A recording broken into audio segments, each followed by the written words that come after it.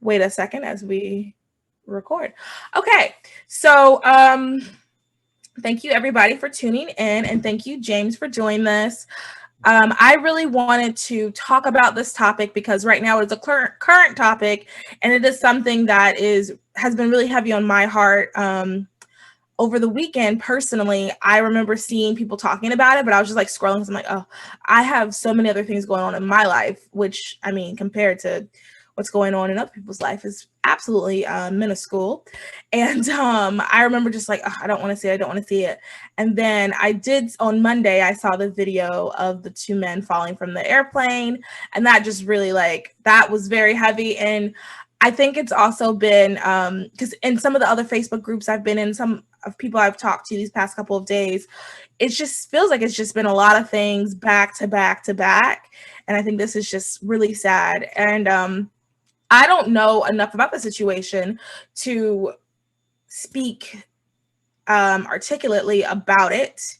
And I think that if you don't know enough about the situation, I think it is wise not to, send out a press release. You don't have to send out a press release every time something happens. I feel like people feel like they have to write this long paragraph on their opinion, and everybody's waiting to hear what they have to say. And it really, if you don't know, you just don't know. But I did want to talk to different people that did know something, that were a little more well-versed in this topic, and that can give us an insight. And last thing before I introduce who it is, this is more just like an introduction to what we're going to be talking about. But the other thing is Those Are the Girls exists to give an alternative view that is from a Christian conservative perspective, a Christian conservative worldview, because that is what this show is. That is, everybody has a worldview. So, Mary Kate from Indiana that you get your news from, that has a podcast, she has her worldview. So that's how she's going to give you that information.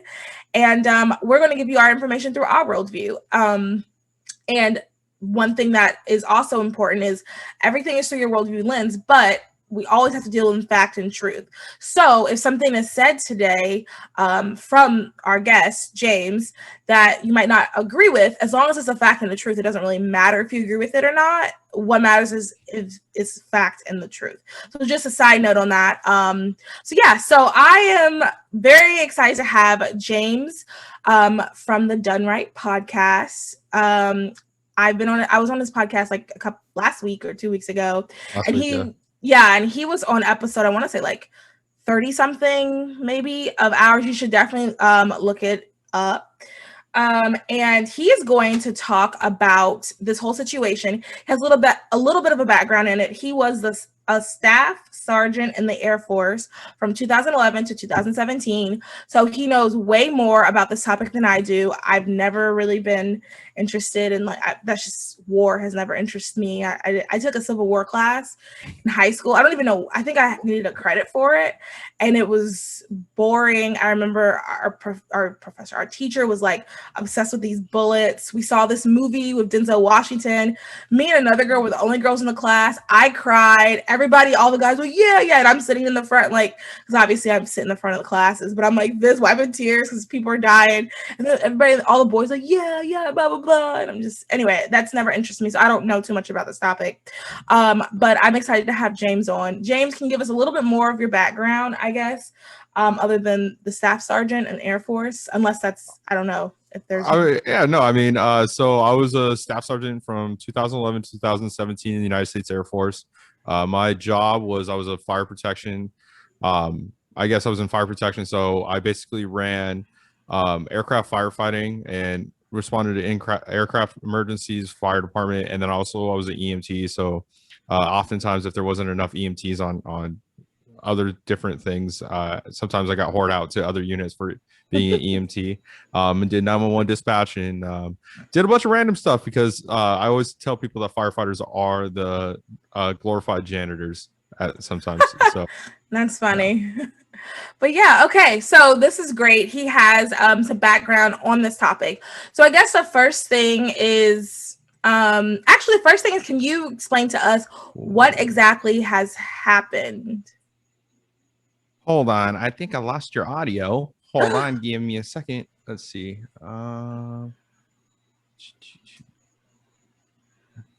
Can you hear me now? I can hear you. Can you hear me? Oh, hold on. Let's see. This is a live show, everyone. Technical difficulties. Oh, okay, I can hear you now. All right. Okay, so cool. Question again? Okay, so could you just tell us exactly what happened this weekend? So to kind of give a little bit of a background, we were in Afghanistan. We had peacekeeping troops in Afghan. It's been a plan in motion for a really long time to pull out of Afghanistan. So slowly but surely, Afghan troops have been pulling out of Afghanistan. Unfortunately, I think it was due to a tactical error. Joe Biden kind of let the Taliban know and everybody know that, you know, the United States would be out of Afghanistan by a certain date. And the Taliban, which is a terrorist organization, decided that they were going to use this opportunity to start taking land, usurping areas in which there was no longer U.S. troops. So in April, I shared a map on my Twitter. If you guys go to Dunn Right Tweets, I have the map on there. So basically in like April of 2021 this year, so this is relatively new stuff. The Taliban occupied probably like 10% of the land in Afghanistan. And then as of right now, as you saw over the weekend, the Taliban took over the government. The president actually retreated and gave the government over to the Taliban. He has not been found yet, nor has he been seen. The prime minister? Yes. We're not sure if he even made it out of the country. But as of right now, the Taliban has completely taken over, which means that they've taken over every part of the government. They've taken over all the weapons that the United States was giving the Afghanis. They've taken over all the financial accounts that the United States was putting money into for the Afghans. They've taken over the education structures. They've taken over every single part of the government structure, to include the intelligence community over there. So all the documents that was held by the United States and by the intelligence of the Afghans is now in the hands of the Taliban as well. So there's a lot of different factors going on in Afghanistan, and it's a really complicated situation. But basically, it feels like, and you know, this is just a matter of opinion. You know, the Biden administration kind of botched getting people out, and we had to evacuate people from the U.S. Embassy in Kabul. It has fallen. There's no longer a U.S. Embassy in Kabul, and we also were evacuating civilians with priority to those civilians that were helping the Americans, because Taliban were going door to door to those who did help the Americans, whether through translation or housing or just friendly people toward the Americans, and they were killing them in the streets. So. Okay, so I have a lot of questions from just before we even get to some of the stuff people ask. I have a lot of questions from what you just said. First question is, I guess it's hard for me to wrap my mind around when anyone says take over the country, because nothing like that has really happened. And I was watching World News today at 6:30, and they were saying there was like a press conference, and I guess the Taliban was holding a press conference. So I guess in my head, I'm not really understanding when they say take over, you mean like they have guns and they go up to government buildings and says like, we're in charge now. And then they go through the streets. Hey, we're in charge. Is that kind of what it is? Yeah, or I mean, it's basically like what you see. I related to basically, if you've ever seen the movie Pirates of the Caribbean, when the pirates come on the island and they literally just show up with a bunch of guns and say, hey, we're in charge. This is what we're doing. We're taking over. Oh, wow. It was exactly like that. Yeah, they were hiding out in Pakistan and its surrounding areas, slowly made their way back into the country, taking over land, going into areas, fortifying positions with guns and force, and then eventually making their way to Kabul, taking over the capital, kicking out elected officials, and now taking over the government structure in Kabul. Okay, so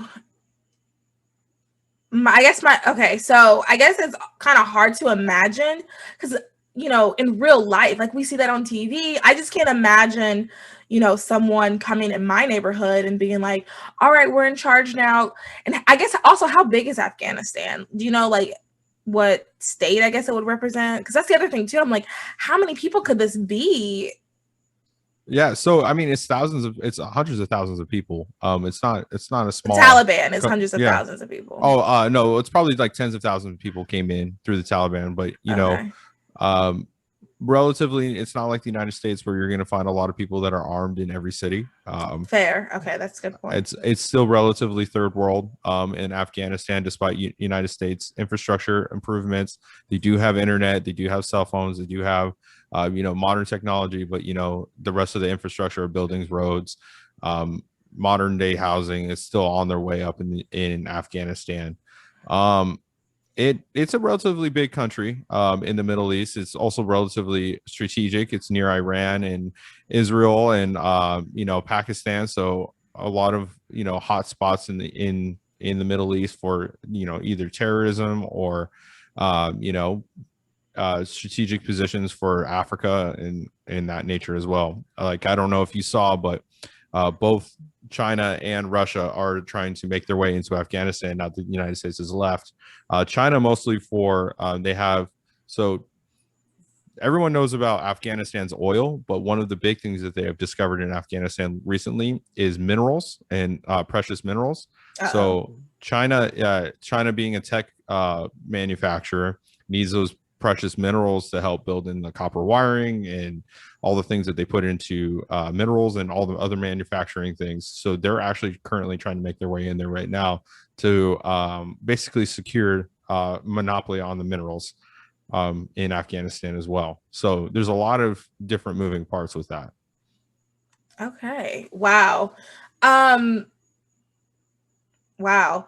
I guess it's hard to wrap your mind around all of this going on, especially because we just haven't, the war has been on their soil. All we've really experienced, especially, so I'm just 26. So I don't even remember 9/11. I mean, I know some of my friends are like, yeah, I remember. We were in the first grade. You don't remember. Your parents didn't like show you. There's no way you remember. So like probably myself and maybe the grade above me are probably the only people we're starting with them is where the people just don't remember because we were too young, or some people who are alive weren't even alive. They weren't even thought about then. Their parents might not even have been married. It's been 20 years. So like, we don't really understand the concept of all of this happening on our soil because it's just not something that has happened. So it's just kind of hard to wrap our mind, I know for myself at least, hard to wrap my mind around the concept, this entire thing. So I'll get to some of the questions that people ask. Actually, first, I want to know, what was your initial reaction when you saw what was happening? It's twofold. For me, as somebody who was in the military during the Afghanistan wars, and the occupations of Afghanistan and everything that was going on with the terrorism in the Middle East, I definitely thought maybe one day I would like to see the United States leave Afghanistan. I never thought that possibly that would be a complete withdrawal from Afghanistan. But I knew that it had to happen one day. Did I think it was going to happen under the Biden administration? No. And did I think it was going to happen this soon? No. And how it was handled, I guess, is where a lot of my reaction comes from. A lot of people don't understand there's a big human element to this situation. It's not just a matter of, a country fell to a terrorist organization. Things like this happen all the time. Democracies rise and fall all the time. A lot of this was, for people who don't remember, in 2001, the Taliban helped Al Qaeda, and they gave them safe haven for Al Qaeda, which were in charge of and took credit for the 9/11 terrorist attacks. Can you pause for 2 seconds? Can you explain the difference between Al Qaeda, Taliban, and ISIS? So I would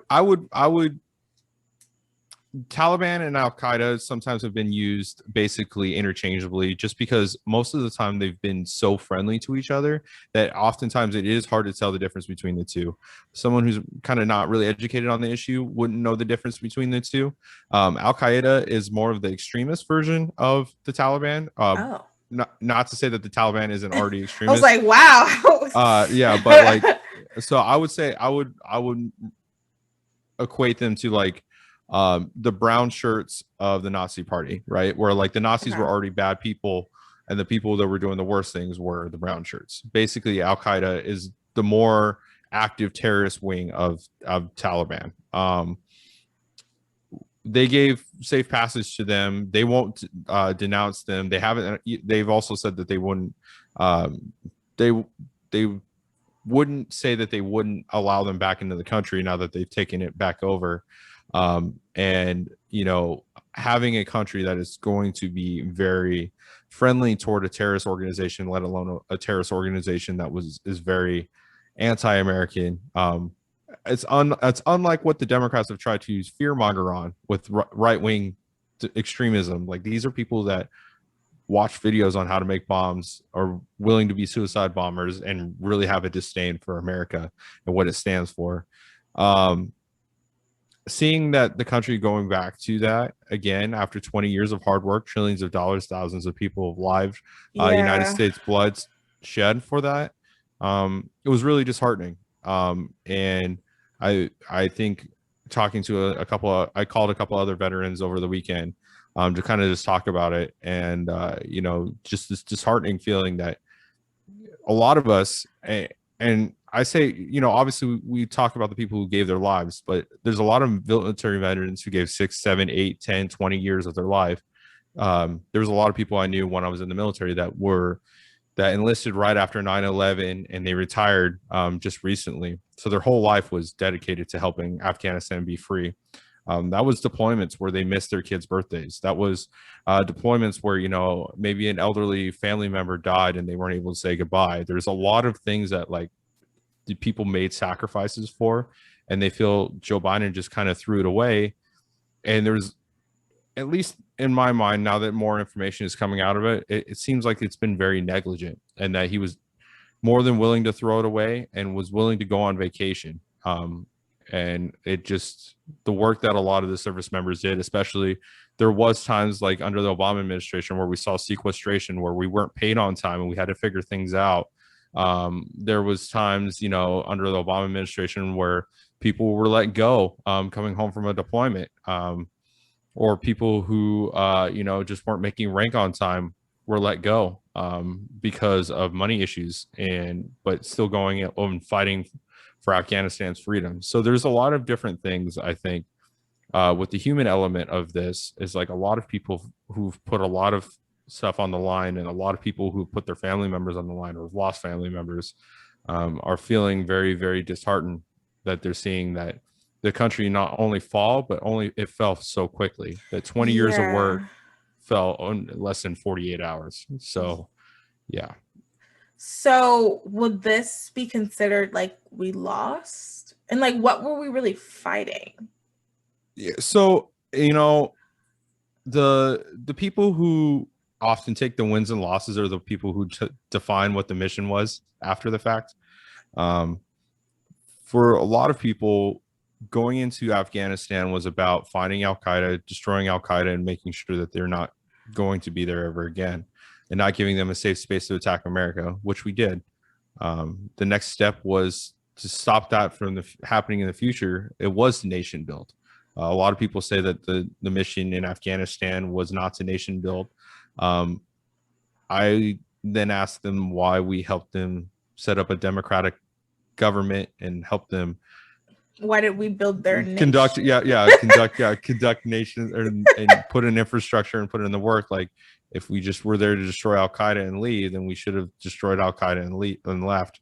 I felt, and I think a lot of people don't understand, is 20 years. There's a lot of 18, 16, 20-year-olds in Afghanistan that don't know anything other than Americanized Afghanistan. And now they're going back to this very primitive jihadist, law, like Sharia law and tyranny. And they never lived it before. So like, they're going into tyranny, like they're going into slavery. There's children that were, 13 years old and we're finishing school, and there's women that are, we're going to school, and now they're being told today that they, Sharia law, you can't go to school. Yeah. So this is a major culture shock for a lot of people. Yeah. So there's a lot of people that are saying, well, Afghanistan didn't want democracy, and that's why they didn't fight for it. There's a lot of different issues behind that, and there's a lot of corruption and a lot of other stuff that needs to be, I guess, figured out. But yeah. So when we pulled out, I guess, okay, so this is kind of a question / a statement, I guess. So when we pulled out and the Taliban started taking over, did they not have other people to fight back? Or was it kind of like, because when I was listening to Megyn Kelly this morning, and I forgot who she had on, but the guy made it seem like they came up and then people were like, okay, here, you got it. Is that kind of what happened, or so did I not misunderstand? So the Biden administration has been very non-transparent about the actions that have been going on in Afghanistan over the last couple of months. I wouldn't blame them, considering how disastrously bad they've gone. In April of this year, Taliban only held 10% of the ground probably in Afghanistan, which is still a lot. But considering, it's not nearly vastly the size of the United States, 10% is relatively when you're talking about taking over a nation, easy to obtain.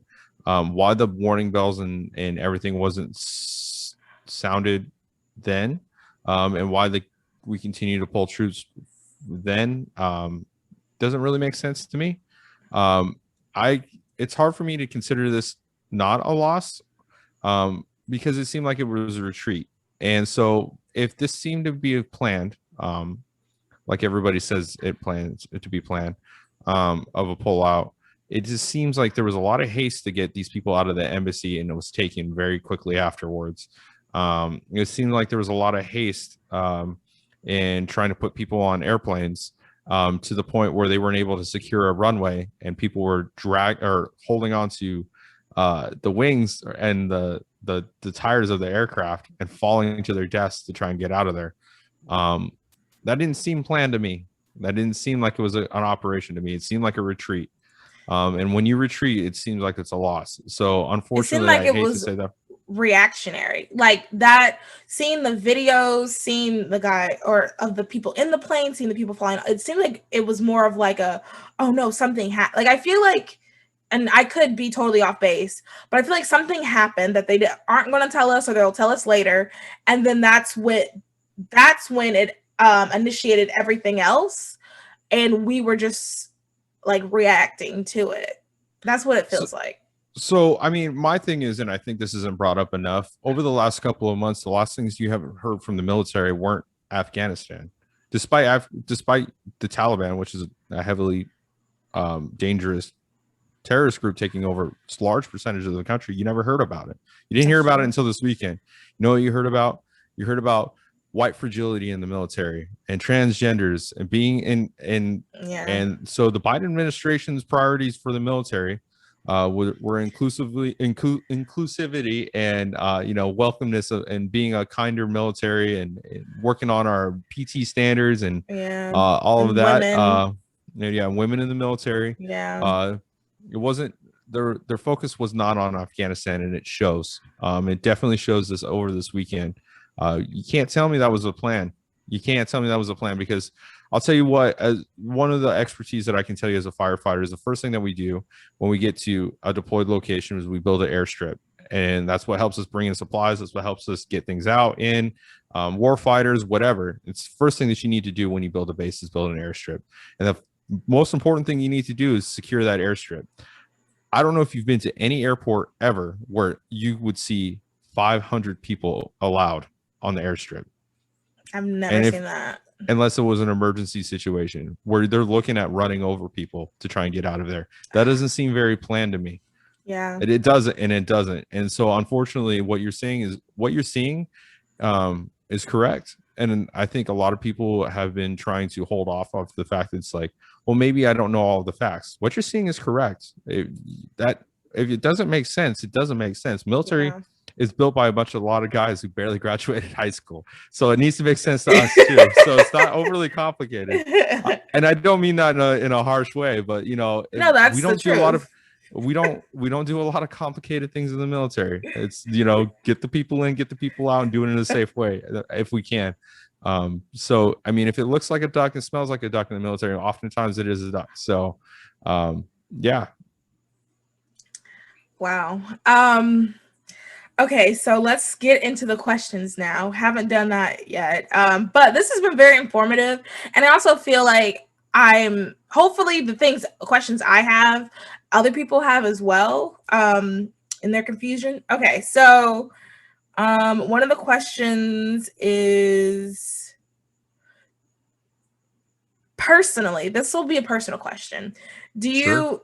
It sounds, you kind of answered this, but maybe like be a little bit more specific. Do you think pulling out was a bad idea? And I know how I'll ask it. A lot of people are discussing, I think everybody agrees that this was a disaster. But I think the discussion is, should we have pulled out at all, or should we have pulled out better? Like, I think everybody thinks, never mind. Do you get what I'm trying to say? Yeah, and to be totally honest, this has been a heavily politicized event. This is a catastrophic failure for a president who's not too popular. So depending on who you're listening to, you're going to hear a different answer.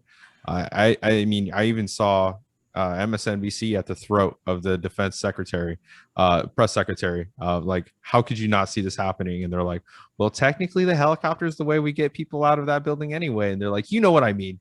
Yeah. And this is the first time that I've actually seen the liberal press being relatively pissed about everybody's upset. I mean, I have some liberal friends that are total 9 times out of 10 Biden, and they have said like, okay, this was a disaster. So he's unified us. He said we would have unity, and he did it. That was the next point I was going to make. Is, you know what? To be totally honest, everybody hating Biden is kind of really rallying the country together. Yeah, like, everyone's kind of like, they get to the gas prices and they're like, wow, fuck Biden. And we're like, yeah, right. Fuck Biden, right? Yeah. And then oops, sorry. That's okay.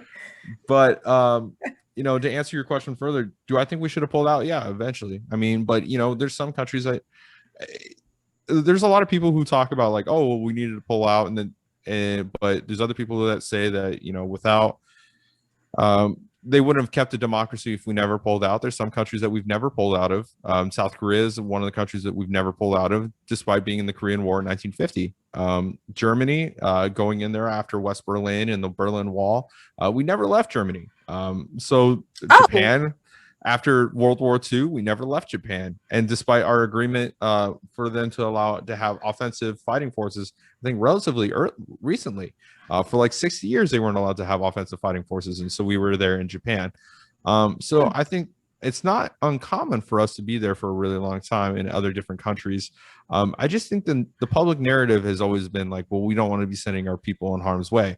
And to be honest, in Afghanistan, up until recently under the Trump administration, I think they went for almost 4 years without a death in Afghanistan. Really? Which is something that a lot of people don't know about. It was like 4 years that they only had one death and almost no deaths. They went a really long time without any casualties.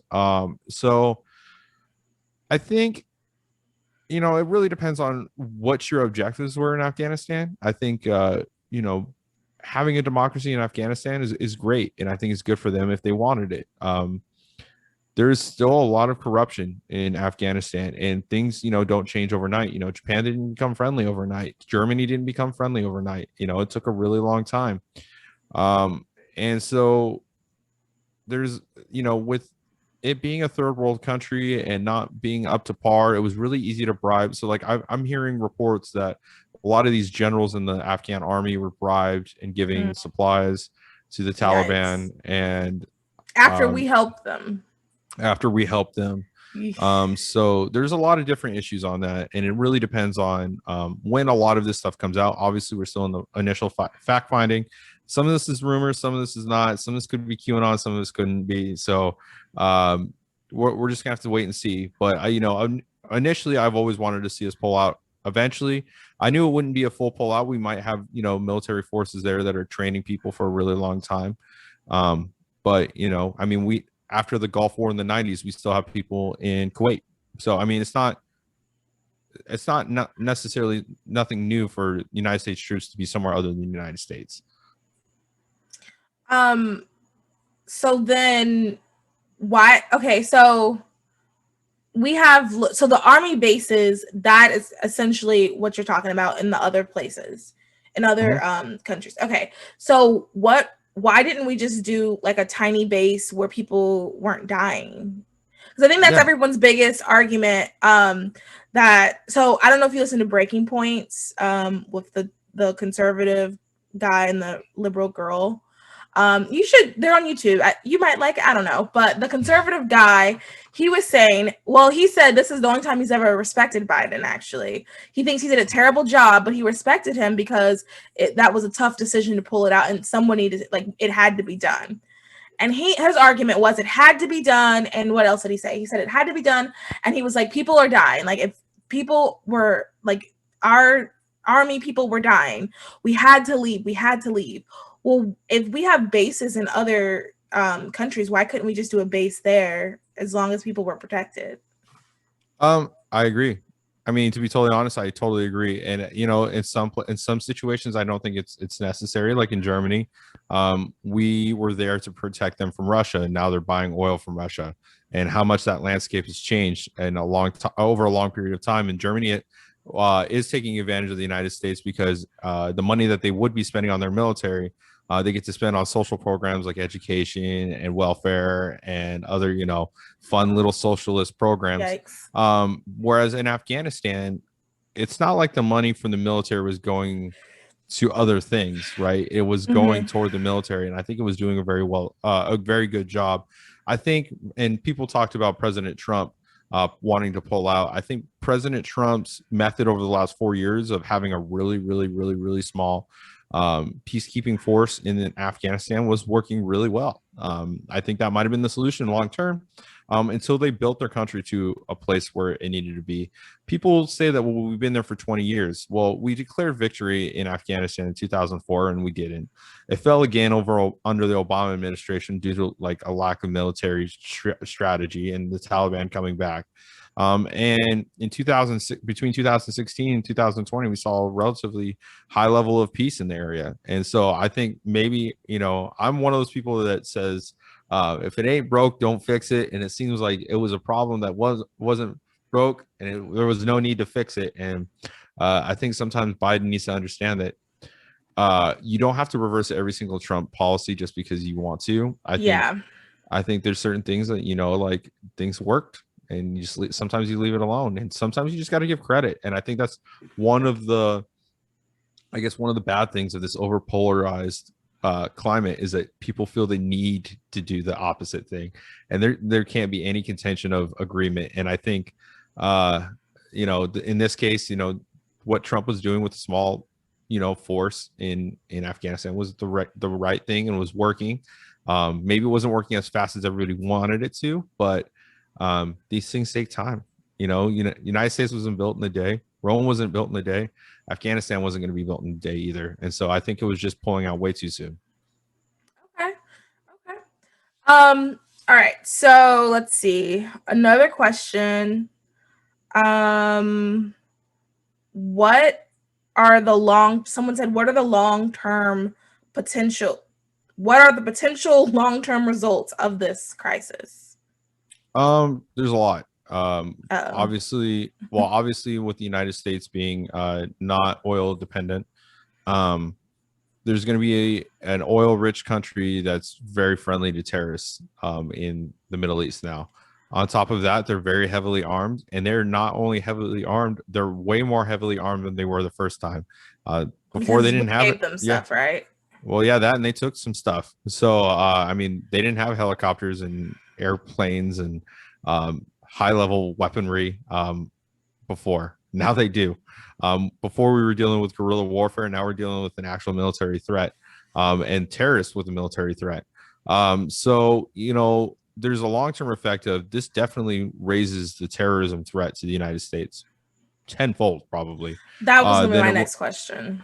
Yeah, than it did last week. It drastically changes our hedge, I guess our power in the United States. So I don't know if you saw that today, but Taiwan saw that basically Taiwan is going to be taken over by China pretty soon. The autonomy agreement that the United States had with China over a long period of time is expired, and so China looked to Taiwan and said, "Hey, if you try and fly a bunch of people out like Afghanistan did, like that's not going to fly with us. Like we're not going to allow that." And so it undermines the United States to all its other allies where it might be in similar situations that the United States isn't coming, and that it sucks, but it's like it sends a message to everybody that we're not here to be your friend anymore. And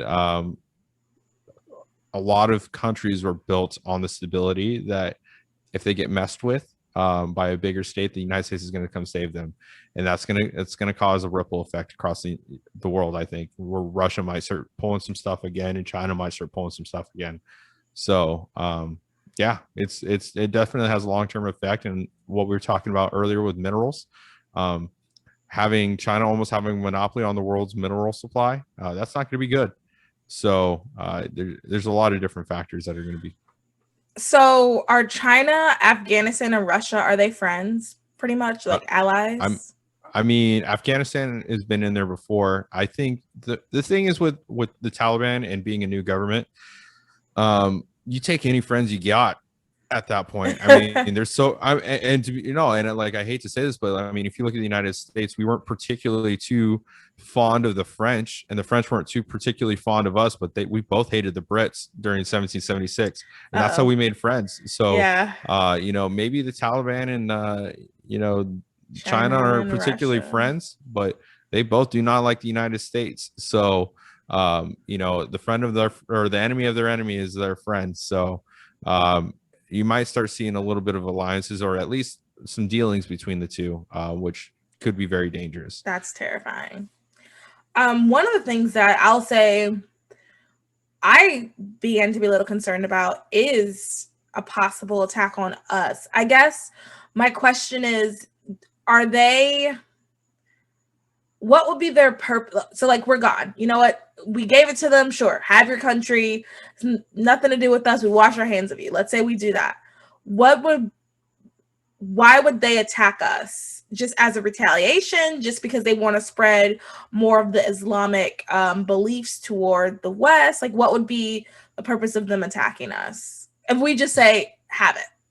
All right. So yeah. So a lot of people have said that, like, this misnomer that the reason why there's terrorists in the United States is because the United States occupation in these Middle Eastern countries, and that's why they don't like us very much. And so it's more retaliation on their end, and if we just left them alone, there'd be no terrorists.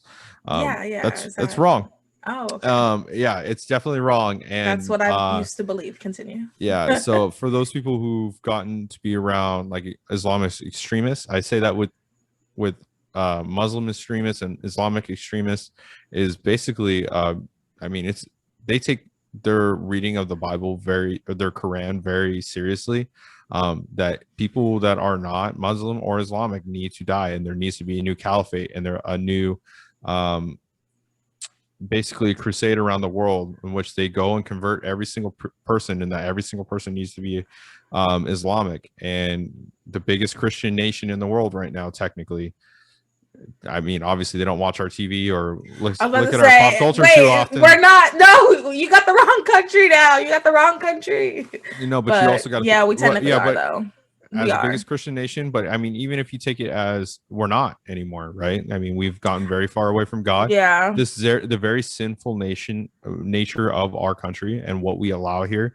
Transgenderism does not fly with true. Islamic extremism. Yeah. Homosexuality does not fly with Islamic extremism. Women being able to be CEOs and run companies, show their face in public, be very sexual. The feminist movement is not very, people don't understand. Like, in my time in the Middle East, it was the biggest culture shock. Like, I knew women weren't treated very well in the Middle East, but they're treated like property. And so, like, there's a lot of different things that go completely against the Islamic belief system, the Islamic extremist belief system. And they believe that, if you take out obviously, take the snake out at the head. And they believe that the United States is the snake of the head of the immorality of the United States, and that's the head of Western culture. If they can take that out, that the rest of the world will follow. And if you look at like just how COVID things happen, the United States decided to lock down, and so did the rest of the countries. And United States decided to go more socialistic and liberal, and so you saw Australia, Britain, France, all these other places start to do the same thing. So if they can get the United States to become more Islamic friendly, the rest of the world will follow. Wow, that's scary. So okay. Let me ask another question. So you kind of answer what the future would look like. And then so the same person asks, will there be a time when the Taliban is not in control? Is that like a possibility? Or is it kind of like too bad, so sad? So what I always tell people is the Middle East is a power vacuum, right? There can't ever not be a lack of power in the United States or in that region. Like someone's always going to fill it. And the age-old question is, well, like what we had with Saddam was, Saddam Hussein was a very bad person, and he killed a lot of people, and he did a lot of bad things. But the Middle East saw a lot of stability in the area at that time. Is the United States willing to deal with a dictator that we know and we hate, or are we willing to continue to try and pull out terrorist groups and shuffle the deck every single time and see what we get the next time? That's the age-old question, and I think it's a question that still hasn't been answered very, very well yet. Do I think the Taliban might not be in charge of Afghanistan one day? Probably. The United States brokered a deal with the Taliban to allow safe passage for American-friendly Afghans to go to the airport and seek refuge in the United States. My question then becomes, what did the Taliban get in return? And if they got in return that the United States was going to leave them alone, then the answer to that question is then the Taliban is going to be there for a while. If the answer is, well, they just got time to fortify and maybe the United States is coming back, I don't know. And the problem is with Joe Biden is I don't even think Joe Biden knows what Joe Biden's going to do next. And so I think they were shocked, just as shocked as the rest of us. I think there's a lot of things that happen that people in power, they knew ahead of time. I think how we were all like, oh my God, I think he was the exact same way. Oh my God, I had no idea. I really don't think he knew. So I disagree. And there's a lot of things that showed me that they knew this was coming. And so why didn't they stop it? And that's the $1 million question at this point, because oh my gosh, Biden isn't considering this a failure, as you saw with his address yesterday, that he said that you can't consider it a failure because the United States never was intending on nation building. So if you're saying that we failed at nation building, well, that was never our intention. So obviously that's never a failure. I would say there's people who disagree with that, but last week the United States stopped sending cash, like they were sending actual US dollar shipments to Kabul. They did that last week. So obviously somebody in the administration knew that something was going on in Kabul in which it wasn't safe to be sending cash payments. Wow. And if they'd known at that time, why did Joe Biden go on vacation to Camp David over the weekend? Yeah. If he knew that last week, why did he go to, that's my next $1 million question is, why did he go to Camp David? And so one of my favorite movies of all time, I'm being from Las Vegas. So it's a movie called Casino, in which there's a guy who works in security and 3 jackpot machines go off in a row, right? And the guy goes, hey, you didn't see you were being set up with 3 jackpot machines going on for a row? He goes, first one, it's a 1 in a million chance. Second one, 2 in a billion, right? 3, it can't happen, right? And he goes, so either you're too stupid or you're in on it. Either way, you have to go. And that's how I feel with Joe Biden right now, is either A, he's not competent and able to see these kinds of attacks, and thus we're not safe, and then he has to go. Or B, he was negligent and he made a bad decision and he was in on it and he has to go. Either way, for me, it doesn't matter if he knew or not, he has to go. I don't disagree. I am nervous about Kamala. her being president, I mean, I don't know what would be worse, I guess, but I would hate for her to be president. That would just, I mean, I feel like she knows less about what's going on. I don't know. I would say the difference between Joe Biden and Kamala is Joe Biden is accidental tyranny and Kamala is intentional evil. And you got to figure out which one you want more. Yeah, I guess it's better to know your enemy, like to absolutely know that this person's going to be evil as opposed to someone who's like trying to pretend to be nice, but they're.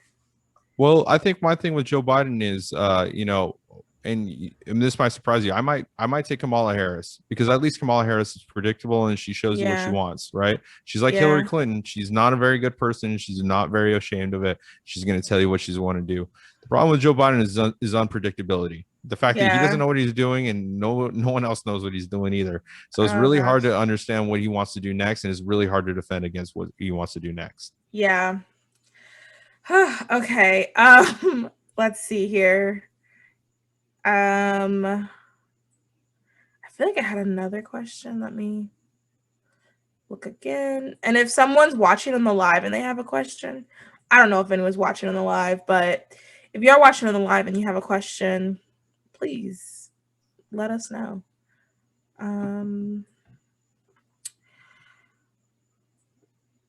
Let's see. Oh, I have a question. What is something that we can do? Oh, actually, no. Sorry. This was the other question I really wanted to get answered. Someone asked, what are the similarities and differences between the fall of Vietnam and the fall of Afghanistan? I think the difference between the fall of Vietnam and the fall of Afghanistan was when it came to Vietnam, there wasn't really anything that like got us into the war. When it came to Vietnam, everybody was very adamantly anti-communist. People wanted to go because they're anti-communist. People were drafted into that war. There was a lot of people who didn't want to go and didn't really care. And so the morale of the troops was also really bad in Vietnam. And they were, facing an enemy that they didn't know, and so Vietnam seemed to be like a retreat.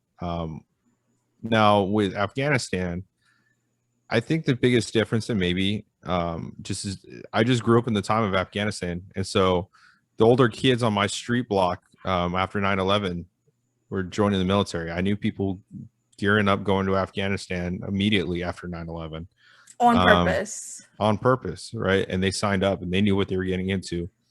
I think there's a lot of people that felt the call to duty to go to Afghanistan.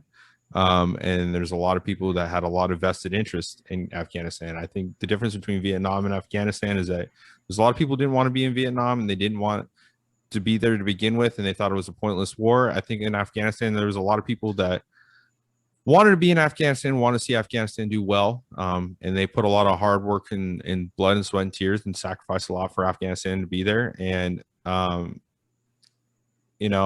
I think Vietnam, we decided that we just didn't want to do it anymore. Whereas at Afghanistan, I felt like it was forced in our hand. I don't think at any point the Viet Cong was overrunning the United States that forced us to get out of there. Whereas the Taliban overran the United States in Afghanistan, and we fled. I feel like we fled in this instance, and we were defeated rather than I feel like in Vietnam we just gave up. In this instance, I felt like it was a defeat, and that rings echoes across the entire world. Okay. I'm so sorry. This is so dark and gloomy. Yeah. I know. No, I mean, it's the truth, and that's what I wanted. I wanted to hear some true facts. I've been learning a lot. A lot of the things you said, I just genuinely did not know. It's just, I mean, it's a heavy topic. Like I was yesterday, my heart, and honestly, this morning, my heart was really heavy. Like I wanted to be educated on it. So I listened to Breaking Point. I listened to Megyn Kelly. I haven't heard Ben Shapiro's yet, because I kind of already know what he's going to say. Love the man, I guess, but like, I already know what he's going to say. But I did want to hear Megyn Kelly because She always has like different lawyers. Like she's essentially doing like what I want to do, and having like people come all the time that are experts and stuff like that. So I knew she'd have good, and Breaking Points I knew would be interesting because they have the liberal and the conservative. But it's a really heavy topic, and this will be good for like the last wrap up question. Let me just triple check. Yeah, this will be good for the last wrap up question. What? Oh, actually, no, before that, sorry. Then we'll do a wrap up question. So I think, and I don't know if this is a statement or a question, or if you can give some sort of comfort. You might not be able to. It doesn't sound like you can, but we'll see. I think another thing, as just like a human being in America, I am kind of concerned about like what's going to happen here. My heart really goes out to everyone in Afghanistan and all of the, like, I keep thinking about the women, and I've been trying to look to see like what, because this is a women's focused podcast, women's issues. So I've been looking to see like what are things that we can do, but also too, so that to me that's very important. Another thing, honestly, is like us here, and I live in Charlotte, but I live kind of like in the suburbs, so I don't live uptown. But I know that a couple years ago, I don't know if you remember, there was like a list that was going around from different countries, and they had different cities on the list, and I was living in DC at the time, so DC was on the list, Charlotte was on the list, New York City was on the list, and I want to say like 2 other cities were on the list. And I just think about like, is this a possibility? Once again, like I don't live uptown, so like they would be attacking because Charlotte's is either number 1 or number 2 in banking. That's the only reason why Charlotte would be on here, because of our banking infrastructure. So like I know technically I'd be safe, but I have friends that live uptown. I know people that work uptown at Bank of America, Wells Fargo. Is this like a possibility? And like should we be concerned? Should we, like, what are your thoughts on that, I guess?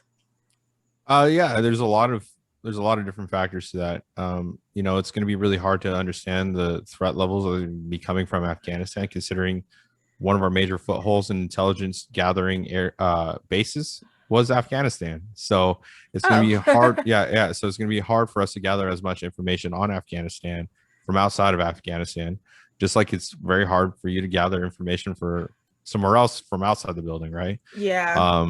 So it's going to be hard for us to gauge that, and so obviously that's already going to be putting us in a tougher position when it comes to trying to thwart terrorist threats and things of that nature.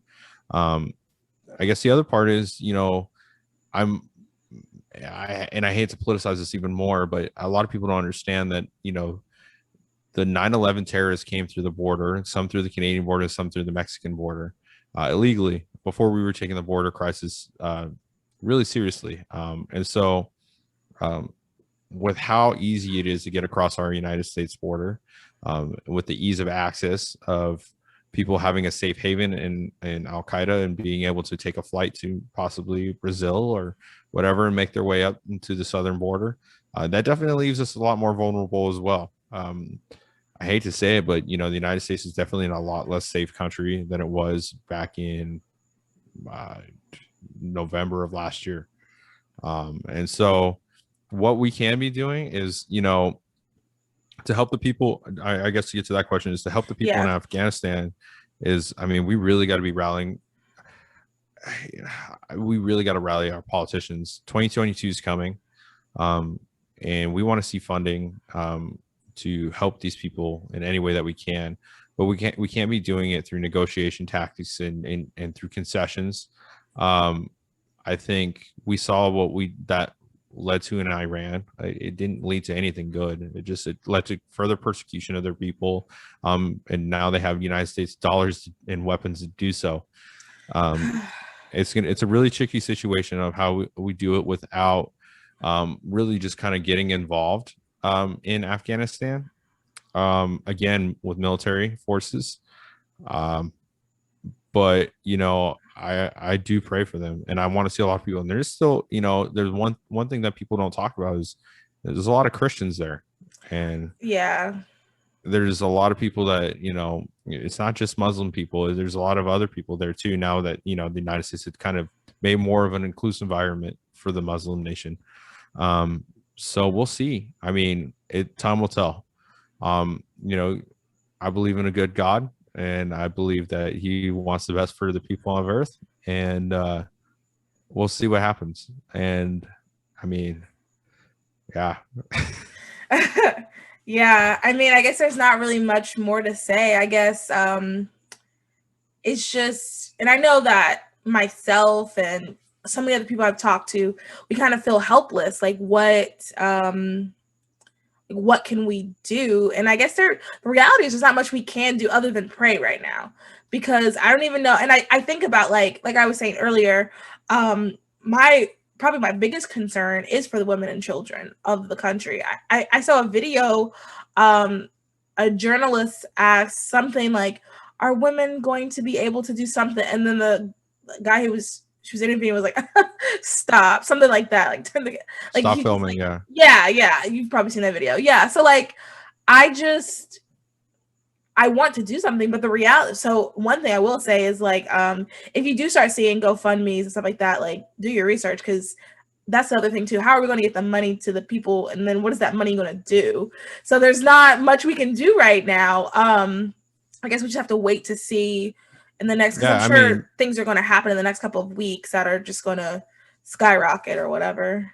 I mean, yeah, you saw that a lot with Cuba. Is the United States sent a lot of money to Cuba to try and improve their environment, and the money was going to other places. So that's the one thing you got to be very careful, is for sending money to Afghanistan to help women's issues. It's got to go to women's issues, because they're not very women friendly. I mean, it's been less than 24, 48 hours, and they're already going around to all the beauty salons and covering up the pictures of women. Yeah. So, I mean, they're showing that they're not messing around with that kind of stuff. Yeah. And it's just, you feel so helpless because you want to do something, but we really cannot. And the only thing I can think of, honestly, other than pray, of course, pray is a priority, but like, other than pray is to send money. But then, I'm not going to send some rando, share this link to help the women in Afghanistan. I saw that already. Like, I saw that on Twitter, and it's like, I also saw a petition, and I'm like, this isn't funny, but I'm just like, the Taliban doesn't care about your petition. Like, why would you think that the Taliban would care about what this petition says?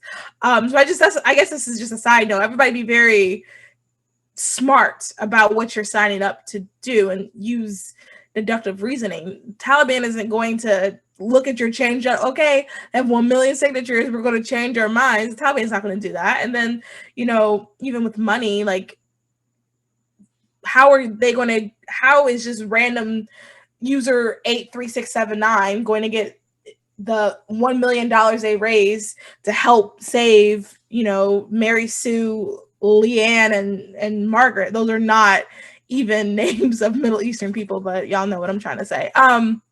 But yeah, so I guess that's it. I wish we could end it on a little bit of a lighter note, but I mean, it's a heavy topic. I don't really know what more to say other than, like, I guess hold on to your friends and family right now. I mean, I don't know what else to say. I guess for me is I guess the lighter topic, or I don't know, maybe for me, the realistic is there's always moments like this where it grounds you in reality of what's going on. And I think for a really long time, a lot of people have been thinking that, the United States is this evil place and it's not a great place. And, all this bad things happen in the United States and this and that. And it really levels you out that you're seeing people, the United States isn't a place where you're holding on to the wheels of a plane that's taking off and knowing that your options are the 3% chance that you get inside that wheel well and then you make that flight and you make it to the United States and that's how you live, or knowing that if you don't get in that wheel well, that the Taliban is going to come to your front door tonight and it's going to kill you. I think a lot of people take for granted the country that they live in right now. And I don't mean to sound like the crusty old military veteran guy, but go home, hug your family. Really go home and think about it. There's going to be Christians that can't go to church this Sunday in a different country, and not because of COVID and not because of that. It's because their church is going to be burned down. There's going to be people that go to school, and there's a lot of women. They're like, oh man, I have a hard time at school. There's going to be women who can't go to school tomorrow. There's going to be people that are transgender and homosexual that are going to be killed in the streets tomorrow. And so it's just be thankful for the things that you have, and be thankful for everything that, you know, this country has. And, you know, maybe this wakes us up a little bit and levels us up and humbles us out, because if we've been having a lot of first world problems here in the United States for a really long time. And so I think this is something that can unite us and say, hey, you know what? The United States is a great country and we need to fight for it. And I think making sure that every day that we become the citizens that make sure that our country never becomes Afghanistan, I think that's the best thing that we can do. Yeah, that was good. Let's end on that. Thank you everyone so much for listening, watching. Make sure that you follow James on Instagram. It's Dunn Right Podcast, right? Yeah, I mean, yeah, you can follow me at Dunn Right Podcast if you like fun stuff. If you don't, then don't follow me. Yeah, he's really good with the breaking news too in his stories. He's really on top of that. Guys, and I'm also normally not this harsh. I'm usually fun. I'm the fun one. Yeah, this is just like a very the heavy harshest topic. I've ever been. Yeah. No, he really is. Like, he's super chill. You should definitely follow him. Also too, if you enjoyed the conversation, I'm sure you didn't like what you heard. If you enjoyed the conversation and you enjoyed getting a different perspective, please make sure you follow, subscribe, like, review, all that stuff, wherever you're listening or watching. So yeah, thanks everybody. I hope you guys have a great rest of your day. I'm going to stop the live stream and I'm going to stop the recording.